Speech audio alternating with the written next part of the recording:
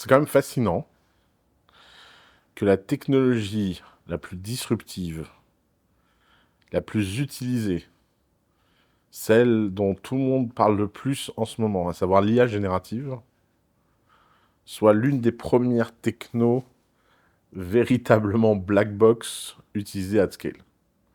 Alors black box, qu'est-ce que ça veut dire? C'est-à-dire que c'est une boîte noire, on peut savoir ce qu'on met dedans, on peut savoir ce qui en ressort, mais on ne sait pas trop ce qui s'est passé à l'intérieur.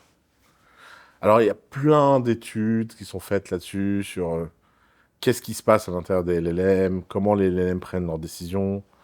D'ailleurs, le CEO d'Anthropic a fait cette semaine un tweet disant qu'il était complètement perdu par rapport à comment sa techno était utilisée et que lui-même ne pouvait même plus dire pourquoi le LLM Claude fonctionne d'une façon ou d'une autre.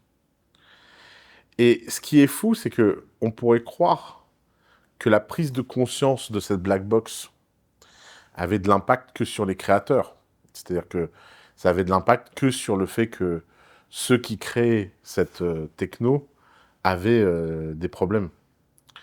Mais en fait, ça a aussi un impact immense sur les utilisateurs. Et c'est en ça que les IA génératives se rapprochent le plus de la magie noire. Dans une IA générative, euh, un prompt et la qualité du prompt peut clairement changer la réponse que le LLM va donner. Et alors, il y a des techniques de prompt qu'on peut lire sur Internet. Il y a des frameworks de prompt. Il y a des tweet threads qui ont été faits, etc. Ce qui est fou, c'est que c'est comme dans tout dans l'histoire du savoir, c'est que il y a plusieurs niveaux de conscience. J'utilise des frameworks, un peu bêtement, et parce que j'ai utilisé un framework formel, déjà les réponses sont de bien meilleure qualité. Bon, ok. Ça, c'est le niveau 1. Ensuite, il y a le niveau 2. J'ai compris comment combiner des frameworks entre eux, et j'ai compris finalement la théorie derrière chacun des frameworks de pourquoi le LLM va utiliser ça, et donc j'ai un bon routing dans ma tête du bon prompt générateur. C'est même un domaine, c'est un métier, hein, ça s'appelle prompt engineering. Et on nous a annoncé que le prompt engineering, ce serait bientôt fini, que ce serait bientôt mort. Je l'ai même dit, moi, une fois, que c'était un bug du système et pas une feature. Sauf qu'en fait, il est fort probable qu'en fait, ce soit une feature. Pour avoir fait des centaines de prompts différents, des structures de prompts pour les agents IA que j'utilise, etc., je me suis rendu compte que autant le prompting pour utiliser dans la vie de tous les jours, etc., bon, la différence de résultat était tellement imperceptible que pour l'utilisation de 90% des gens de façon mainstream, à savoir, j'utilise l'IA simplement pour avoir du résultat dans ma vie de tous les jours, pour poser des questions sur ma vie de tous les jours, etc. Bon, bah ça, il n'y a pas besoin de faire du prompt engineering. Mais dès qu'on commence à faire des agents IA, des agents autonomes, qui prennent des décisions, qui font suivre un process, la rigueur du prompt devient, elle, essentielle. Et elle devient complètement emboîtée avec la qualité de l'agent.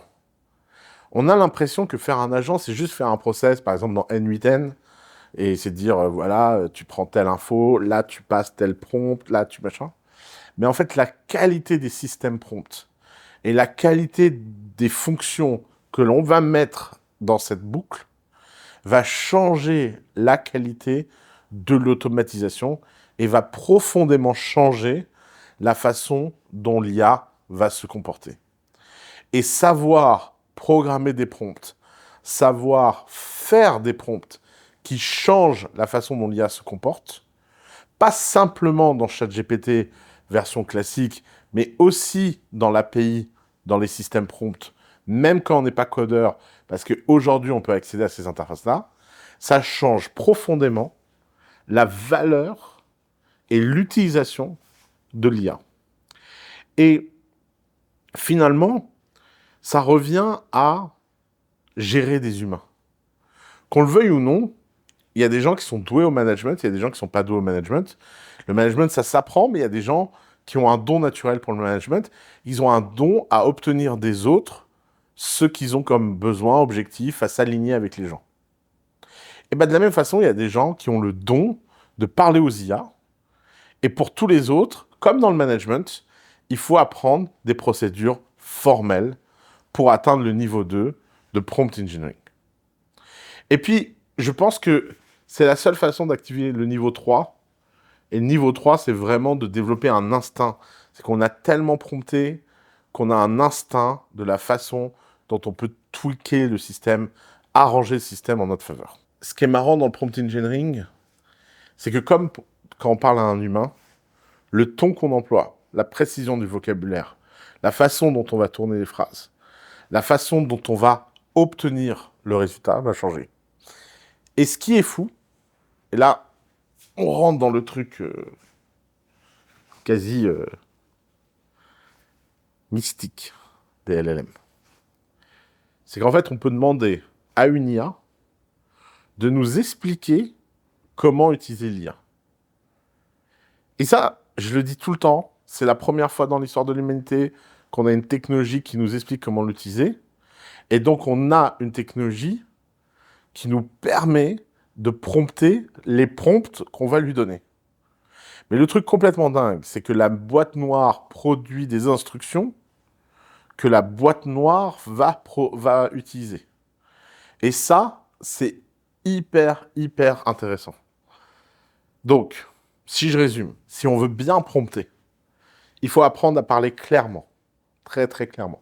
Il faut apprendre à parler précisément, très précisément. Il faut apprendre à parler aux IA pour améliorer la façon dont on parle aux IA. Il faut se tester plusieurs combinaisons et avoir des approches véritablement expérimentales de la création de prompts. Et il faut surveiller les résultats et les cas extrêmes pour pouvoir améliorer son prompt et pouvoir le faire converger vers un prompt qui est utilisable dans une IA. Je sais que tout ça, c'est compliqué, etc. C'est pas un truc que je vais traiter en 10 minutes sur YouTube. J'aime bien ce petit format de conférence que j'ai fait. La dernière fois, la conférence avait été créée par Manus. Cette fois, la conférence a été créée par un autre agent sur les prompts. Et j'aime bien l'idée, en fait, de vous amener ce genre de savoir à travers des conférences profondes, accompagnées de documents, d'extraits, etc., pour un prix défiant toute concurrence, 69 €. Alors, si vous avez envie d'apprendre à prompter, d'aller vraiment à fond dans le sujet, petit lien ici dans la description pour acheter un petit ticket. Je vous retrouve en ligne. C'est le mercredi 21 mai à 20 h, heure française. Ça va durer 2 à 3 heures. Et surtout, ça va être accompagné de plein de documents qu'on utilise, nous, en interne, pour générer des prompts, etc. 100% du prompting pour 69 €. Franchement, c'est pas beau la vie.